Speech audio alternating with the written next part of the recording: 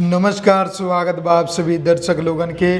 तो अभी ये समय हम अपना लैपटॉप में देख रहल बानी बाप जी फिल्म, और आप लोग भी जरूर देखो तो कम, हमें उम्मीद बा पूरा ही। और अभी तक जितना हम सीन देखले बानी उतना बहुत ही शानदार बा जी, यहाँ बहुत ही कमाल के कॉमेडी फिल्म बा। और लास्ट में बहुत ज़्यादा सीरियस भी होए वाला बाड़ी ये फिल्म, ही हम जान गए बानी अभी देखला के बाद में, कैसे कि मैटर एकर समझ आ गई बा हमें। बाकी आप लोग ये फिल्म देखा तानी कि ना देखा तानी कमेंट में ज़रूर बताई।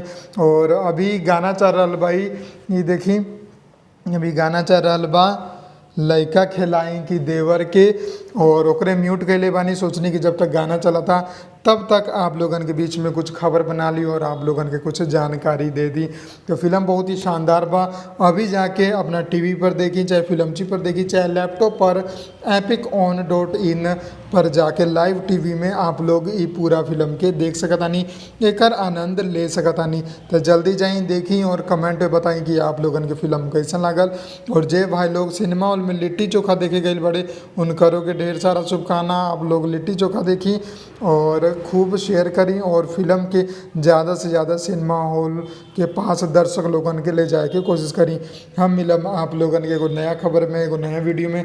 तब तक खातिर जय हिंद, जय भोजपुरी, प्रणाम।